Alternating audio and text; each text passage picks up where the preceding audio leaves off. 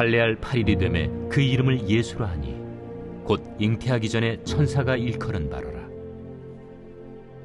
모세의 법대로 정결 예식의 날이 차매 아기를 데리고 예루살렘에 올라가니 이는 주의 율법에 쓴 바 첫 해에 처음 난 남자마다 주의 거룩한 자라 하리라 한 대로 아기를 주께 드리고 또 주의 율법에 말씀하신 대로 산비둘기 한 쌍이나 혹은 어린 집비둘기 둘로 제사하려 함이더라.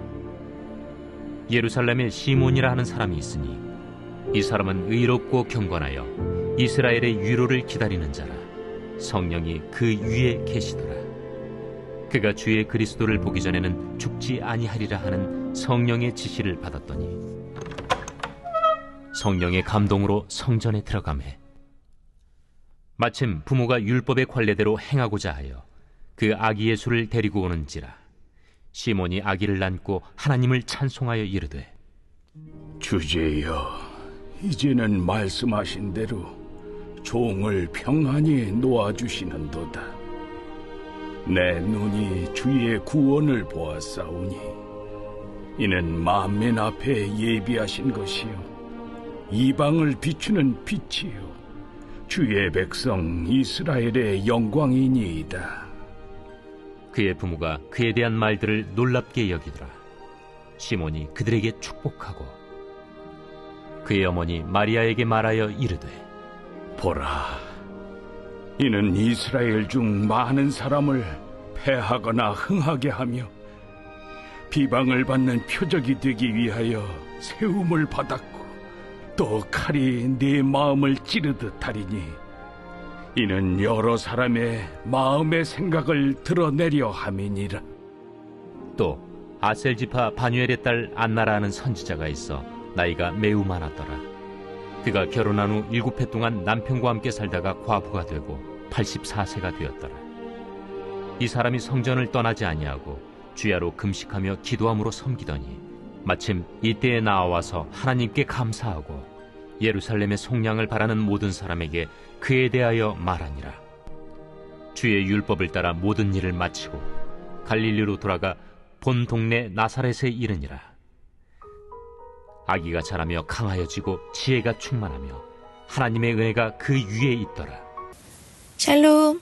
오늘도 말씀 앞에서 하루를 시작하시는 모든 성도님들을 마음 다해 축복합니다. 아무리 작고 초라한 일이라고 할지라도 늘 하던 대로 힘을 내어 내게 주어진 자리에서 최선을 다하는 우리 모두 될 줄 믿습니다. 오늘 본문은 하나님이신 그리스도 예수의 유아기 때의 이야기를 소개하고 있습니다. 여기서 흥미로운 것이 있습니다. 비록 아기 예수로 오셨고 갓난아이 핏덩이 예수로 오셨지만 그럼에도 그리스도이십니다. 하나님의 아들일 뿐 아니라 하나님이신 분이십니다. 그렇다면 우리 같은 평범한 사람들과는 뭔가 다른 포즈가 있거나 현실과 일상을 뛰어넘는 무엇인가 특별한 신적 차원의 신비로움 그 무엇이 보여야 하는 것은 아닐까요? 그런데 오늘 본문의 그리스도 예수는 생후 8일 만에 할례를 받아야 하는 율법에 순종하고 있습니다. 예수님의 어머니 마리아는 해산 후 부정한 기간이었던 40일이 지난 정결 예식의 날에 모세의 법대로 정결 예식을 행하고 있습니다. 그리고 그리스도 예수는 주의 율법에 기록된 대로 구별된 맏 아들로 하나님께 바쳐지고 있습니다. 출애굽기 13장 2절입니다. 이스라엘 자손 중에서 사람이나 짐승을 막론하고 태에서 처음 난 모든 것은 다 거룩히 구별하여 내게 돌리라. 이는 내 것이니라 하시니라. 없는 살림 형편에 어린 양 한 마리도 잡을 수 없어서 비둘기로 번제물을 드리면서까지 말입니다. 그렇게 당시 삶의 관습과 율법대로 평범한 사람들과 전혀 다를 바 없는 일상의 길을 걷고 있는 모습입니다. 여기에는 결코 특별하거나 신비로움이 있지 않습니다. 그리스도 예수는 지극히 평범한 소시민의 모습을 보여줄 뿐입니다. 주어진 일상과 평범한 인생을 살고 있는 그리스도 예수입니다. 그래서 본문의 시므온과 안나가 더욱 눈에 띄입니다. 시므온과 안나는 지극히 평범한 갓난아이 예수에게서 그리스도 되심을 알아본 성전의 사람들입니다. 본문 25절은 시므온을 의롭고 경건하여 이스라엘의 위로를 기다리는 자라 성령이 그 위에 계시더라 라고 소개하고 있습니다. 그뿐이 아닙니다. 시몬은 성령께 직접 내가 그리스도를 보기 전에는 죽지 아니하리라는 말씀도 받았습니다. 그리스도가 오셔서 이스라엘을 구원하여 주실 날을 그토록 사모하고 손꼽아 기다리던 시몬에게 너는 살아 생전에 그리스도를 꼭 두 눈으로 보게 된다고 했으니 시몬의 그 마음이 얼마나 뜨거웠겠습니까?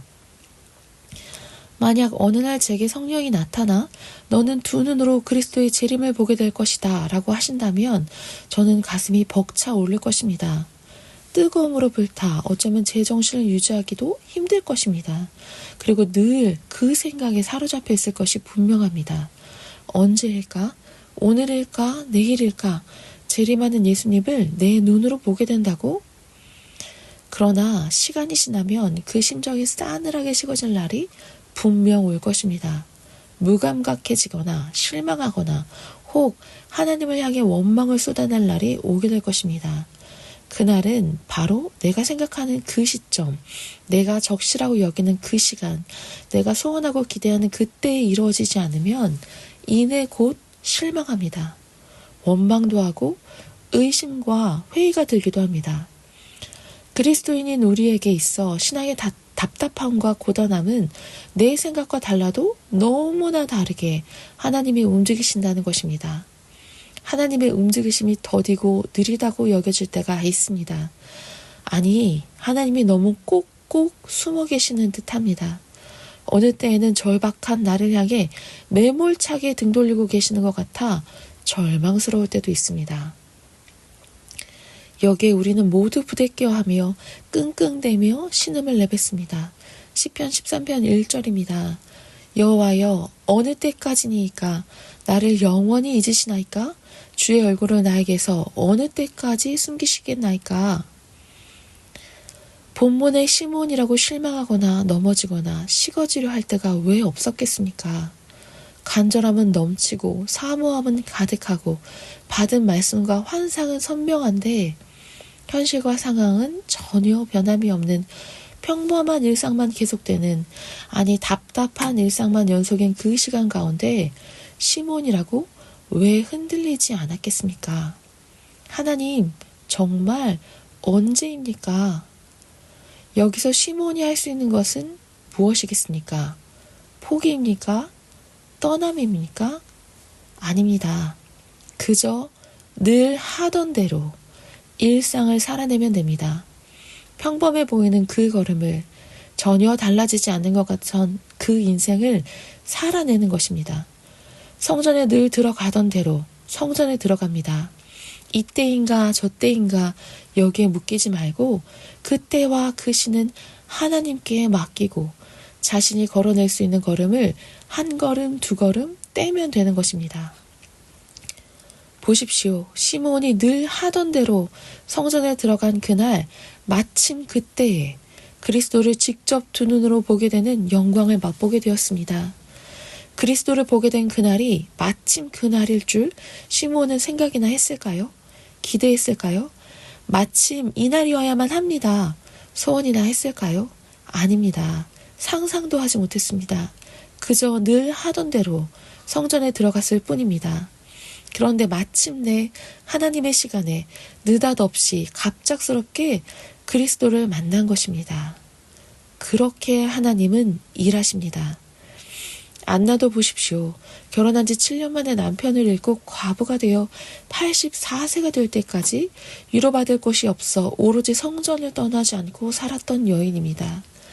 외로움과 고달픔, 한을 안고 살아온 것입니다. 그래서 예루살렘의 속리양 그리스도의 구원만을 바라고 살았던 여인이었습니다. 과부로 84세나 살면서 그렇게 그리스도의 오심을 대망하면서 왜 실망하거나 의심하거나 흔들리지 않았겠습니까? 그럼에도 늘 하던 대로 일상이듯 성전에 들어간 바로 그날, 기대도 없었고 특별한 마음도 품지 못했던 마침 그날에, 그때에 그리스도를 만났습니다. 사랑하는 여러분, 마침 이때, 그때는 우리가 정하는 것이 아닙니다. 우리가 판단하거나 결정하거나 선택할 수 있는 것이 아닙니다. 우리의 소원과 기대대로 마침 그때 그것이 마음먹은 대로 되지 않습니다. 우리의 몫은 주어진 평범한 일상을 살아내는 것뿐입니다.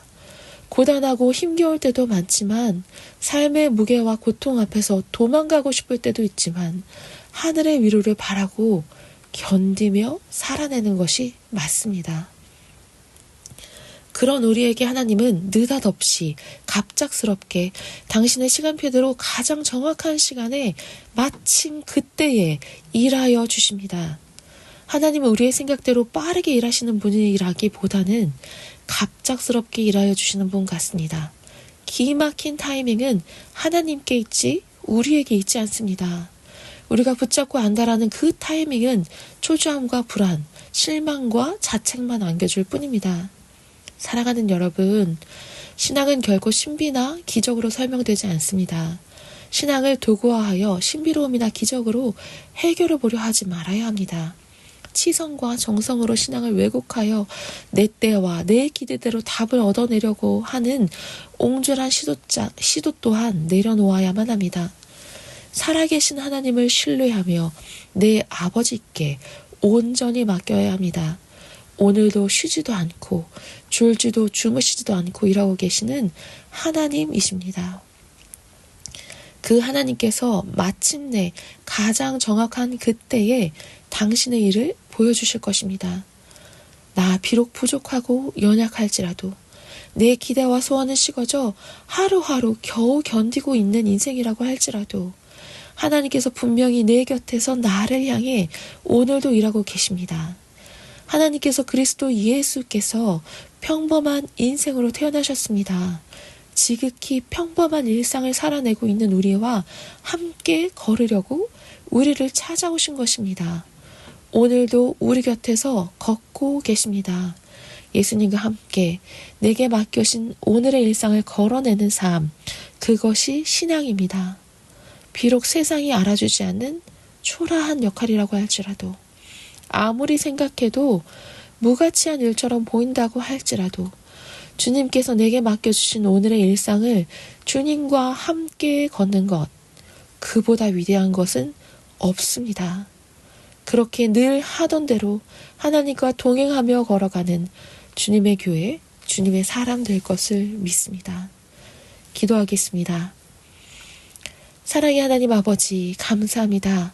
보잘것없는 나를 기억하여 주시고 나를 찾아내 주시고 나와 함께 걷기 위해 이 땅에 오신 예수님을 찬양합니다. 그렇게 사랑받는 사람이라는 것을 잘 알면서도 여전히 해결되지 못한 문제와 아픔들이 자꾸 넘어지게 합니다. 주님, 고개 들어 십자가를 바라보게 하시고 두 손과 두 발에 힘을 주셔서 넘어졌다고 할지라도 다시 일어나 늘 하던 대로 하나님과 함께 동행하여 걸어 나아가는 인생 살아내도록 붙들어 주시옵소서. 감사합니다. 예수님의 이름으로 기도드렸습니다. 아멘. 오늘도 말씀을 붙들고 주님의 교회 모든 가정들이 말씀 위에 더욱 붙들리는 가정으로 세워지도록 함께 기도하겠습니다.